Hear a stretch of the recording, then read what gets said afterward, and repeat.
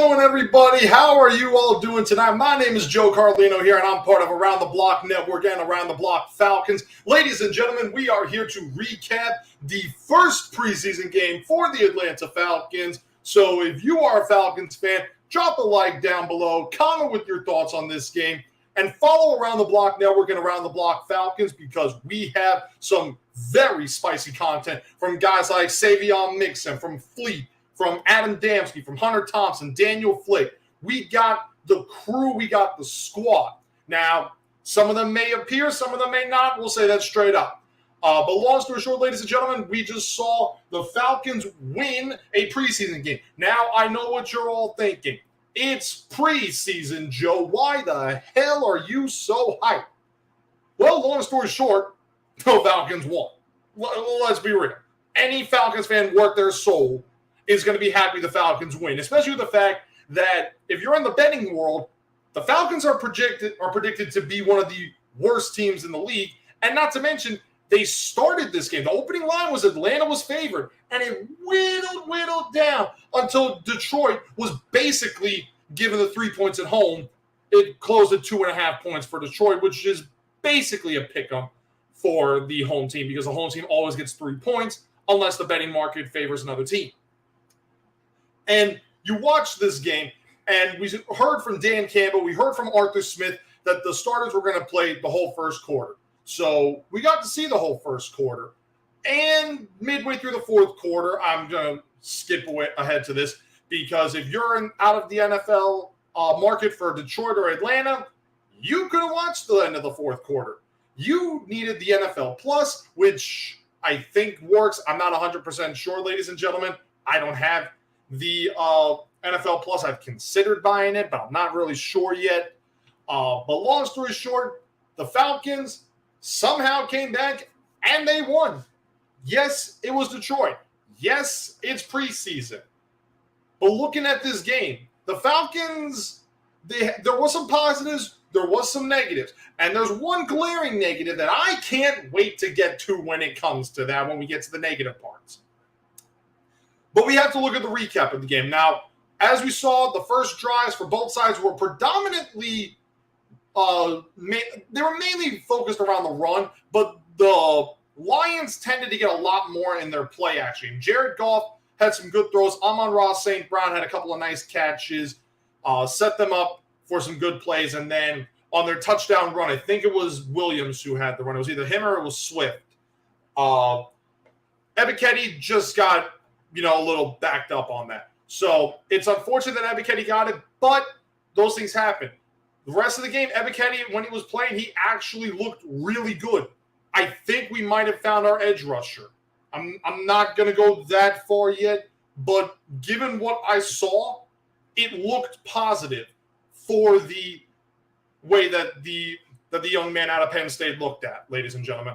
Aside from that, I mean, Lorenzo Carter, there was one play on that first drive. I remember it. It was an incomplete pass from Goff to, I think it was Williams. It was a 1st and 10 or a 2nd and 9. It was one of those two plays. But Carter, he gets, stoned up on the first play, but he gets through that second effort and he forces Goff to make sort of a hurry, but at the same time, any person worth their soul, if you're a coach, if you're a player, if you're an analyst, if you put two hands on the ball, you got to come down with it. You got to freeze the ball. You got to look at the ball and secure it before you turn your head. If you turn your head, that ball is not going to get secure. And we saw what happened with that, led to the Lions' first touchdown. The Falcons come out, and we're like, okay, how is this offensive line going to hold up? This starting offensive line with McGarry fighting for his job, with the left guard position, with the rotating centers, as we've heard from Daniel Flick, covering for Sports Illustrated, Kevin Knight from the Falcoholic, Adnan Iknik, I think is his last. If I pronounce your name wrong, I apologize, sir. Dave Choate from the Falcoholic. You've got the USA Today guys covering training camp. And from what we've seen, the offensive line has been somewhat suspect in the last few years. And somewhat is a very nice way and loose way of putting it outside of Jake Matthews and Chris Lindstrom. And on that first drive, even Lindstrom and Matthews had a negative play. I mean, Matthews went low on Hutchinson, which allowed him to get that swim move, which, again, I mean, it's a rookie play. I'm guessing it was probably, just wanting to hash it out. But Matthews, for the rest of the drive, he didn't really let much pressure come on the blind side. And that is something that Matthews has always been about. He doesn't necessarily go after the opponent, or he doesn't really get their blind side. He keeps his quarterback upright. I'm trying to remember how many fumbles from the blind side Matt Ryan had in the amount of time that we've had Jake Matthews since 2014. I'd have to look that up off rip because, off the top of my head, I can't think of anything. But, I mean, Mariota, we had a lot of bootlegs. I even said it straight up, ladies and gentlemen. After Matt Ryan, because I'm one of those few Falcons fans out there that I was bummed when we got rid of him because I thought he still has a lot more left in the tank. We're going to see him tomorrow night. I think NFL Network covers it. But if NFL Network is much like they are today, man, the Colts, Matt Ryan probably be done after only like the first quarter, so it's nothing major there. But Mariota's bootlegs, all those designed runs, I shudder to think Matt Ryan could ever do that. And even in Shanahan's system, I don't think he really did those kind of bootlegs where he was fully naked and was able to get 10, 15-yard runs, which was very, very surprising and a nice change of pace. And in all fairness, Mariota looked really good. He looked poised. He didn't really collapse under any pressure per se. And the one pass he had to London. Now, people know that my thoughts about Drake London. I wanted one of the defensive players in that first round. I wanted the Jordan Davis. I wanted Kyle Hamilton. Who else did I pick? I forget who I wanted, who was the other defensive player right now off rip. I forget it, but I wasn't really sold on London at first.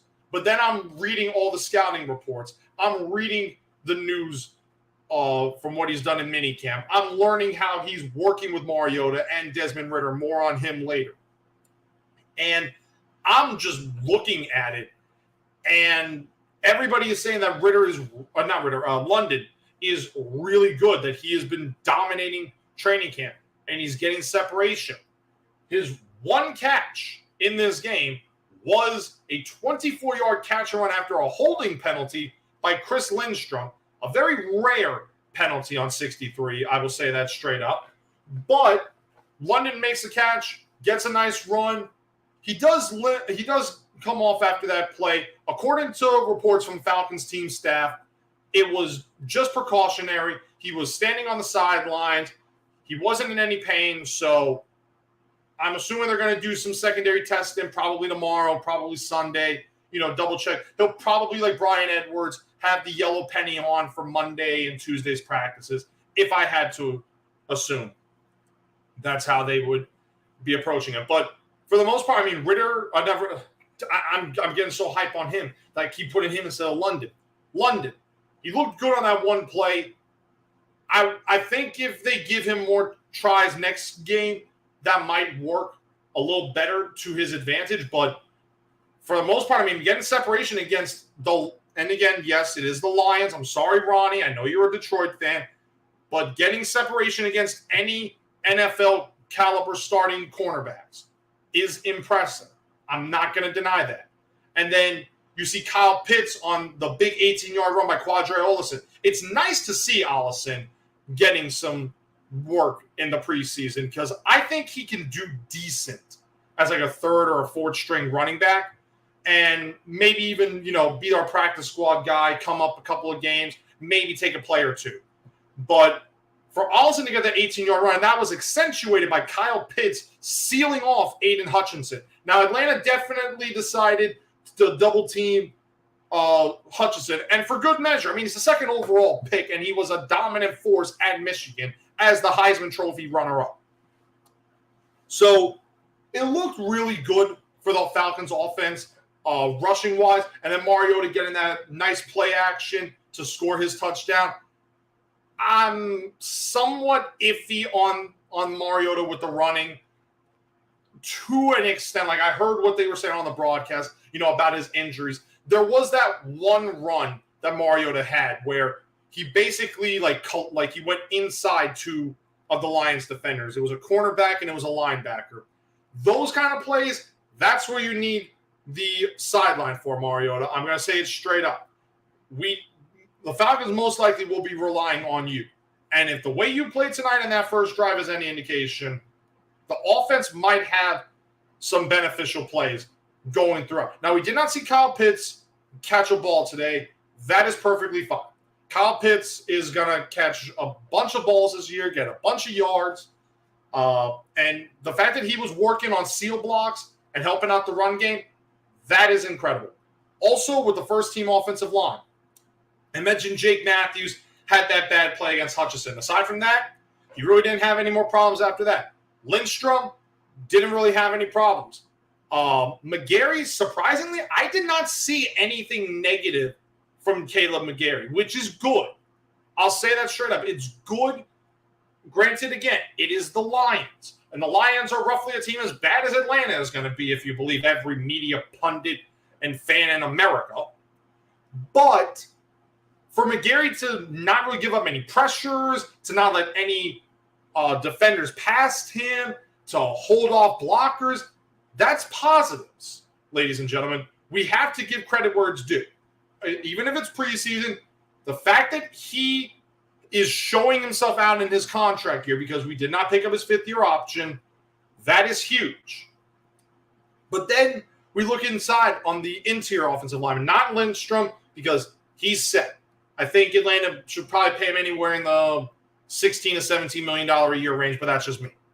Unless I'm completely off on the guard pay scale for the contracts. I mean, Quentin Nelson's going to destroy that, and rightfully so. I should mention that, rightfully so. But with the other two on the center, Matt Hennessy gets the start. We know that they've been rotating the centers every day, so Hennessy getting the start. Maybe Dahlman gets the start against the Jets in the second game. I don't know. I really don't. But with Hennessy, he really didn't have any negative plays per se. He got the ball snapped properly.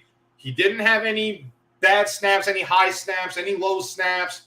He blocked pretty decently for the center position. Could use a little bit of improvement. Everybody can use improvement. And then in left guard, we had Elijah Wilkinson get the head start. We have seen since the second day of camp that Wilkinson has been the starting left guard. And given what we saw in that game against Detroit, I'm saying it right now because we are talking about the offensive line. I love this team to death. I love all the players. I love the organization. I love what Arthur Smith and Terry Fontenot are doing, and I love Arthur Blank to death. If there is one thing on this planet that the Falcons brass must do, it is admit you fucked up with Jalen Mayfield. That kid blows. He blows chunks. He blows Jack Diddley squat. All right? He sucks. How in the hell are you letting him try left guard? Still, even second team, I don't care about that back injury. I do not care. All right? I straight up don't care. That back injury means nothing. You got beat badly by an undrafted free agent on your own team in training camp. That's already bad enough. But you get pancaked by an undrafted free agent on the Lions? Jalen Mayfield, with all due respect to you, because you are playing this game and I am not. I'm just a random crazy person screaming into a camera. You flat out suck. Whew. That I'm sorry. I had to say it. It's just the truth. I was okay with the whole putting him into the fire last year. But he has not gotten better. He has gotten worse. If there is one thing that Arthur Smith and Terry Fontenot can do, at least Dimitrov, at least Smitty, and at least Dan Quinn would admit when they fucked up a pick. At least they admitted it. But Arthur Smith, Terry Fontenot, you need to admit you fucked it up with Jalen Mayfield. You need to admit that you only looked at what he posted on Twitter, and that's why you picked him. If you wanted to put him at tackle, kick McGarry inside the guard, that was something that I predicted that Atlanta could have done. Kick McGarry in the guard and see how Mayfield is a tackle. But at guard, at anything interior, he sucks. And given that he sucks at guard, I think Cameron Jordan would eat him for breakfast, lunch, dinner, dessert, all the cookies I have, all my water. He would eat every piece of food on planet Earth if he was having to get past Jalen Mayfield. That's how bad this kid is. I'm sorry. I don't like to be negative on players because these guys are playing a game for children for hundreds of thousands and millions and millions and millions of dollars. But you have to at least be competent. And you are about as blasphemous as every time Stephen A. Smith goes near a damn Cowboys fan. That's how bad you are. And that's how much I don't want you on that roster. I want you cut in the first cuts, or the second, or the final. You do not belong on the Falcons line. Period. Point blank. All right, let me take some water real quick.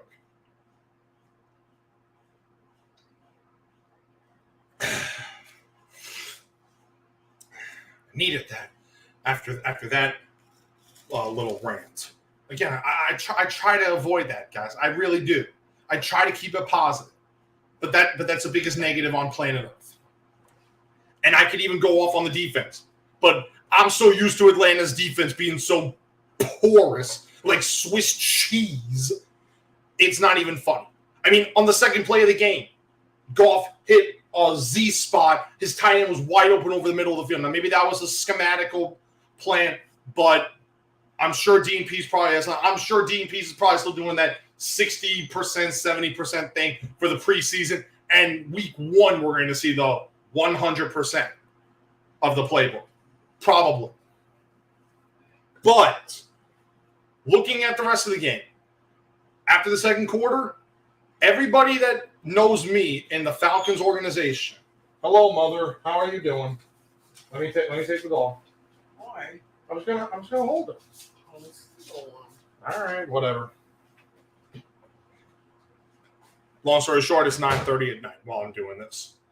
But everybody who is a Falcons fan, who has followed me either for Around the Block Network or over at Blog and Dirty, knows that of every quarterback in this draft class, and all the scouts will probably agree with me that this quarterback class was the most quote-unquote suspect, because nobody could really justify if all of them were first-round picks, if all of them were day 2 picks, if some were day 3, if a couple were day 1 and day 2. Nobody could reasonably justifiably put all of them consensus in a certain area. But of every quarterback that was picked in this draft, or at least of the top, that top half of the quarterbacks, there was only one quarterback that I personally wanted in Atlanta, and that was Desmond Ridder. I was sold on him from the minute I saw him when I worked for the Buccaneers down in Tampa Bay. I worked a USF game a couple of times while he was at Cincinnati, And I just gravitated to him. I watched him. He's probably the one person in college football that I've really sat down and watched a game about. I mean, I'll be honest. I did not watch Clemson, so I don't know much about Grady. I didn't watch Clemson, so I didn't know much about A.J. Terrell. However, I do remember what everybody put out about A.J. Terrell. Oh my God, he got torched by Jamar Chase and Joe Burrow in the college football playoff game. He's a freaking bust. Tell me what defensive back or any defense that played that LSU team wasn't burnt by that LSU team. I'm going to take a couple seconds to pause while you guys, try to give me an answer. Because, that's right. There wasn't. Point is, I was sold on Ridder. I loved his tape. I loved his leadership. I loved his poise. And when Atlanta went to that board with the 74th pick, and you just saw my mom. She was in my room that night. When Roger Goodell announced that it was Desmond Ridder, I let out one of those guttural yeses because I was that thrilled over this kid. And watching him today, I know it's the preseason. I know it's an overreaction. But I do not want Atlanta to be in the top 5 of next year's draft. If they want to be top 10, again, you got me. Because again, if we remember, Atlanta went 7-10 last year with a roster that is arguably worse. And they got the 8th overall pick. 7-10 could probably get them the 8th overall pick again. Who knows? But if you believe everybody from USA Today and CBS Sports and all that stuff, Atlanta's going 2-15. Or 1-16. Or 3-14 if you're lucky. And my dog got off the bed again. But I was sold on Ridder. And the way he played against the Lions, second stringers, third stringers, he looked good. He had his accuracy looking, more sharp, which I think is probably a byproduct of actually playing good defense or, other teams' defenses that isn't Atlanta's. Because if you play Atlanta's defense, you're guaranteed a bunch of points. You're guaranteed a bunch of fantasy. The only thing you're supposed to do with Atlanta's defense is not pick them in fantasy football. But against Detroit's second stringers and against their third stringers, Ridder looked good. He wasn't really, rattled in the pocket. He had some good poise. The only thing that I personally want to see him maybe improve on, at least at the NFL level, because in the collegiate level, you can do this. I just want to see him get a little bit quicker on the play fake. And I mean by that is if he wants to do the slow one on the hard play fake, to really bait the defense in, then it's a run play. Okay. But on the ones that he basically was from the play fake, and then it was a slow turn into his passing motion. And for me, I think he should just polish that up a little bit. But for the most part, aside from a couple of throws here and there, I know there was apparently an interception that was negated by a penalty. I'll be fully honest. I went out to dinner, and I was trying to watch it on the NFL app or the Dish Anywhere app, and not only was the NFL app not working for some miraculous reason or another, the Dish Anywhere app, despite me having Dish Network and the NFL Network was having the game on, Dish Anywhere said, the NFL Network is on a blackout. And I feel like Jim Cornette when it comes to Spectrum with Dish Network. The point is that in the limited time that I saw Desmond Ridder, he looked good to me. He looked poised. He got his receivers. He was getting them on target. There were a couple of bad plays. The interception that wasn't. On the last drive of the game, he basically stared down the receiver, and it was nearly jumped and picked off. that happens. But for the ones that he did deep, now I can't remember Atlanta completing a deep pass right now. But on the one pass to the tight end, 41, I think was his number, because it wasn't Parker Hesse, not 46. Hesse caught the touchdown, which, phenomenal. Now, I know it doesn't count towards his statistics, but, okay, you did technically throw your first career touchdown pass in the preseason. Now you're going to get one in the regular season, when and wherever that may be. But the two passes that he threw deep, technically speaking, I mean, the timing could have been a little bit better, but Felipe Franks, who I did not think was going to be converted from a quarterback to a tight end, but he, unlike Taysom Hill in New Orleans, but we don't talk about Saints fans because they are terrible. Unlike their guy, Taysom Hill, Felipe Franks was willing to make the conversion, and he's done well in training camp. And he technically had that pass. It's just when he went to the ground, it bounced up and around, and he dropped it. But for the most part, Ritter didn't really have any struggles with accuracy. And that's a good thing.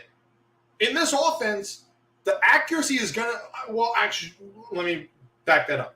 Any NFL team, accuracy is the most important thing for a quarterback, straight up. Just like, and I've said this for every quarterback, even when Ryan was our quarterback, I personally don't care how good or how bad the quarterback is.